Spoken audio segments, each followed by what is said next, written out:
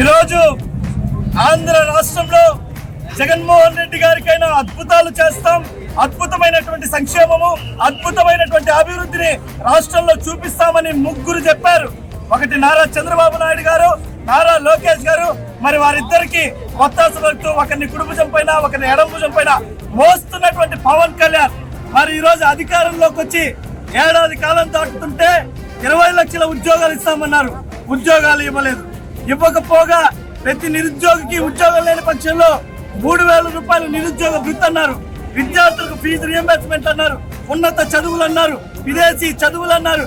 మరి ఏ ఒక్క హామీని కూడా ఈ ముగ్గురు పట్టించకపోగా ప్రశ్నించిన వారిపై కేసులు, గొంతెత్తితే దాడులు, ఈ రకమైనటువంటి విధ్వంసకరమైనటువంటి పరిపాలన కొనసాగిస్తున్నటువంటి ఈ కూటమి ప్రభుత్వానికి ప్రజల్ని పరిపాలించేటువంటి హక్కు ఏమాత్రం కూడా లేదు. ఇచ్చినటువంటి హామీల ప్రకారం యువతకి గాని, నిరుద్యోగులకు గాని, విద్యార్థులకు గాని హామీలను అమలు చేయని పక్షంలో పెద్ద ఎత్తున వైఎస్ జగన్మోహన్ రెడ్డి గారి నేతృత్వంలో రాష్ట్ర వ్యాప్తంగా ధర్నాలతో, పోరాటాలతో ఉధృతం చేసి ఈ ప్రభుత్వం మెడలు వచ్చిన ఖాయమని చెప్పేసి వైఎస్ఆర్ కాంగ్రెస్ పార్టీగా తెలియజేస్తున్నాం.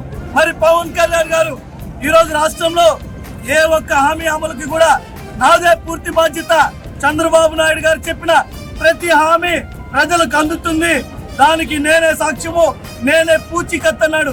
ఎక్కడికి వెళ్ళిపోయాడు పవన్ కళ్యాణ్ గారు?